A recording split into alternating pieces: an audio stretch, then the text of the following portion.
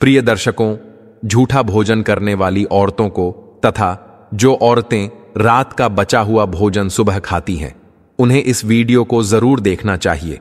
वह किस प्रकार से अपना स्वयं के और अपने परिवार के विनाश का कारण बनती है। तो चलिए आज की कथा को शुरू करते हैं।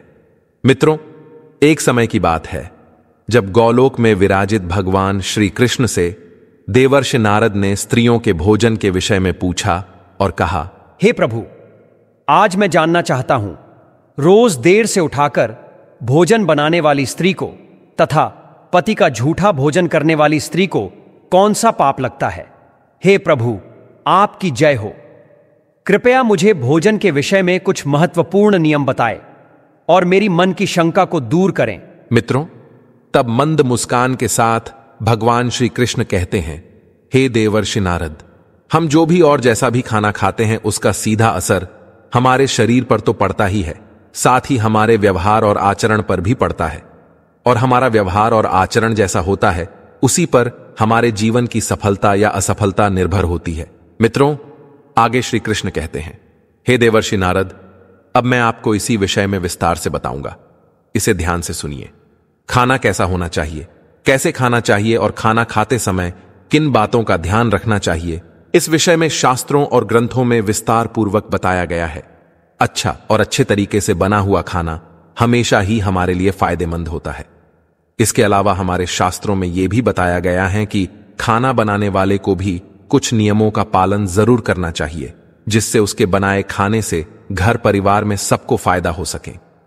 खासकर यदि घर की महिलाएं उन सभी नियमों को ध्यान में रखते हुए खाना बनाएं, तो उस घर में हमेशा सुख, शांति और समृद्धि बनी रहती है और घर के लोग मुसीबतों से दूर रहते हैं। मित्रों, श्री कृष्ण कहते हैं, हे देवर्षि नारद, उन सभी नियमों में सबसे बड़ा नियम यह है कि घर की महिलाओं को खाना हमेशा सुबह जल्दी उठकर बना लेना चाहिए। आप सोचेंगे ऐसा क्यों? तो आइए हम एक कहानी सुनते हैं जिससे आपको यह बात समझ में आ जाए। बहुत पहले एक गांव में रमेश नाम का एक व्यक्ति रहता था। रमेश बहुत ही होशियार और हुनरमंद कुंभकार था, जो कि मिट्टी से ऐसे ऐसे सुंदर सुंदर बर्तन, खिलौने और अन्य चीजें बनाता था कि लोग देखकर हैरान रह जाते थे। उसकी बनाई हुई चीजों को खरीदने के लिए लोग दूर दूर से आते थे। इस प्रकार अपनी कला से वो अच्छा खासा पैसा कमा लेता था। उसने अपने लिए एक बड़ा सा घर और अन्य सुख सुविधा की वस्तुएं भी जुटा ली थीं। लेकिन दुर्भाग्य से अपने माता पिता की मृत्यु के बाद रमेश अपने बड़े से घर में अकेले ही जीवन यापन करता था। उसकी बुआ से उसका ये अकेलापन देखा नहीं गया और उन्होंने अपने रिश्ते की एक सुंदर सी लड़की शांति से उसकी शादी करा दी। शांति सुंदर तो थी, लेकिन बहुत ही आलसी थी। किसी भी काम में उसका मन नहीं लगता था। उसे नींद बहुत प्यारी थी, जबकि रमेश को भोर में उठकर नित्य कर्म निपटाकर अपना काम शुरू करने की आदत थी। शांति सुबह देर से उठती थी और थोड़े बहुत काम किए नहीं कि फिर से सो जाती थी। आलस की मारी वो शाम तक सोई ही रहती थी और फिर जैसे तैसे आलस करते हुए ही खाना बनाती थी। घर में ना तो पहले की तरह साफ सफाई थी और ना ही रमेश को समय पर अच्छा खाना मिलता था। घर में कोई बड़ा भी नहीं था जो शांति को डांटता समझाता। शादी के कुछ महीनों तक तो रमेश ने सब बर्दाश्त कर लिया, लेकिन अब उसे लगने लगा था कि इससे तो वो कुंवारा ही ठीक था। कम से कम समय पर काम पर चला जाता था, घर में सफाई रखता था और अपने हाथों से समय पर खाना बनाकर खा भी लेता था। यहां तो दोपहर होने तक खाना बनने का नाम ही नहीं होता था। अब उसे शांति के व्यवहार और आदतों से चिढ़ होने लगी थी, लेकिन जैसे तैसे निभाना तो था ही, सो चुपचाप निभा रहा था। शांति को उसने प्यार से, डांट से, हर तरीके से समझाने की कोशिश की और कहा, अरे भाग्यवान, कभी तो तुम जल्दी सुबह उठा करो। तुम्हारे ही कारण मेरा पूरा दिन व्यर्थ जाता है, ना ही काम में मन लगता है और भूख के कारण शरीर का बेहाल हो जाता है। अब तो सुधर जाओ। लेकिन शांति थी कि सुधरने का नाम ही नहीं लेती थी। धीरे धीरे रमेश के बर्दाश्त की सीमा खत्म हो रही थी और वो गुस्से में रहने लगा था। समय पर खाना न मिलने पर उसे अक्सर काम पर जाने में देरी हो जाती थी। कई बार तो वो भूखा ही चला जाता था। फिर दिन भर भूख के कारण वो चिड़चिड़ाता रहता था। इन सभी बातों का बुरा असर उसके काम पर पड़ रहा था। उससे पहले की तरह काम नहीं हो रहा था। आमदनी कम होते होते इतनी कम हो गई कि उसका मुश्किल से गुजारा हो रहा था। पैसों की कमी के चलते अब शांति और रमेश के रोज झगड़े होते थे, जिससे दोनों ही परेशान हो गए थे। रमेश की बुआ को किसी ने इस बात की खबर दी तो वो अपने भतीजे गृहस्थी को देखने आई। रमेश के घर की हालत देखकर ही बुआ की अनुभवी आंखों ने सब भांप लिया। बुआ के सामने रमेश और शांति बहुत शर्मिंदा हो गए, क्योंकि पैसों की कमी से वे उनकी ढंग से आवभगत भी नहीं कर पा रहे थे। अकेले में शांति ने बुआ से रमेश की शिकायत कर दी और कहा, बुआ जी, आपने मुझे किस विचित्र मनुष्य के गले में बांध दिया है, जो हर समय मुझ पर चिल्लाता रहता है, और अब तो वह मुझ पर हाथ भी उठाने लगा है। अगर ऐसा ही चलता रहा तो मैं उसको छोड़कर चली जाऊंगी। अब आप ही एक बार उसे समझाइए कि वो उसका ध्यान नहीं रखता है और लड़ता है सो अलग। बुआ ने शांति की बात को ध्यान से सुना, हालांकि वो जानती थी कि गलती किसकी है। उन्होंने शांति को सही राह दिखाने की सोच ली। दूसरे दिन बुआ ने आराम से सो रही शांति को भोर में ही जगाया और उसे घर की साफ सफाई करने के लिए कहा। बुआ की डांट के डर से शांति बेमन से उठी और काम पर लग गई। बुआ ने भी शांति की मदद की, जिससे घर चमचमा उठा। अब बुआ ने शांति को जल्दी से नहा धोकर तैयार होने के लिए कहा। शांति उनकी इस बात को भी मना नहीं कर पाई और जल्दी से नहाकर आ गई। अब बुआ ने उसे भोग बनाकर भगवान की पूजा करने के लिए कहा। शांति ने ऐसा ही किया। चमचमाते हुए घर में भोग और धूप दीप की सुगंध फैल गई तो अपने आप ही घर का वातावरण प्रसन्न हो गया। पूजा करने के बाद अब शांति को भी बहुत अच्छा लग रहा था। उसका सारा आलस पल भर में ही छू मंत्र हो गया और वो प्रसन्न मन से जल्दी से खाना बनाने की तैयारी में जुट गई। रमेश के जागने से पहले ही उसने घर में जो था उसी से अच्छा सा खाना बना लिया। नित्य समय पर रमेश उठा तो घर की रौनक देखकर बहुत खुश हो गया। उसने भी जल्दी जल्दी नहाया और भगवान की पूजा की।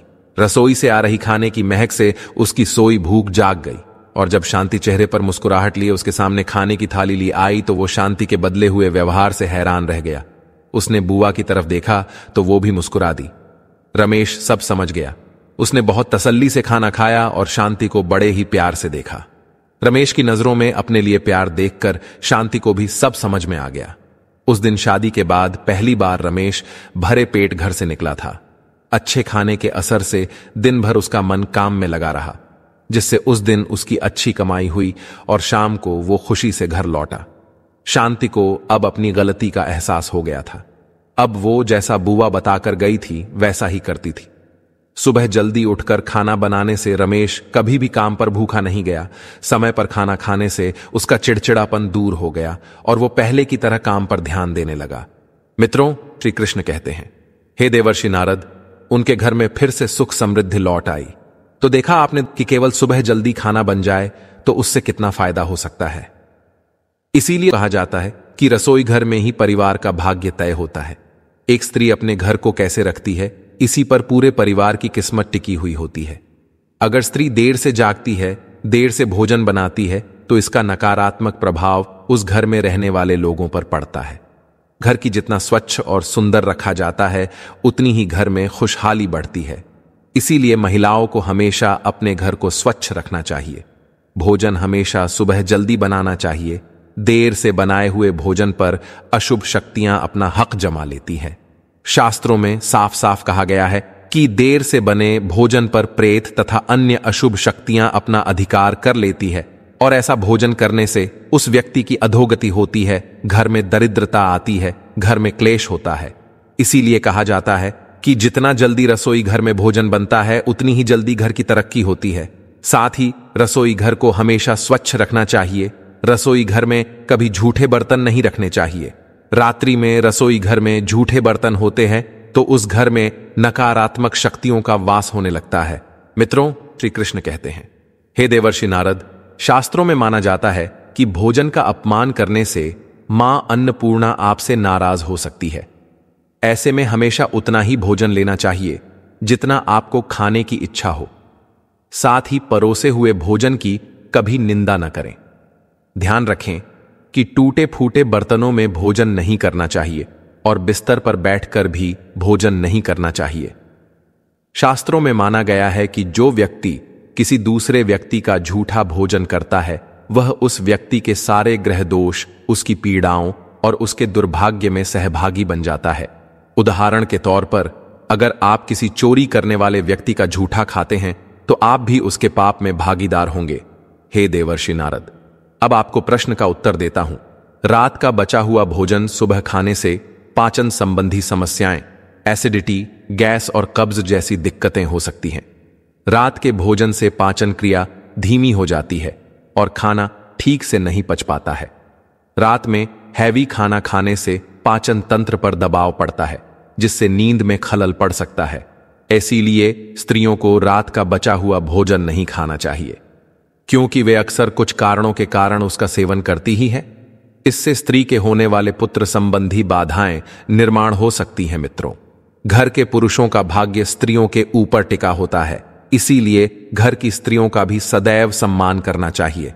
जिस घर में स्त्रियों का अपमान किया जाता है, उस घर में मां लक्ष्मी कभी प्रवेश नहीं करती है। साथ ही स्त्रियों को भी अपनी मान मर्यादा का ख्याल रखना चाहिए। उम्मीद है आपको यह जानकारी अच्छी लगी होगी। वीडियो को लाइक जरूर करें, कमेंट में जय श्री कृष्ण जरूर लिखें, साथ ही चैनल को सब्सक्राइब जरूर करें। आप सभी का धन्यवाद।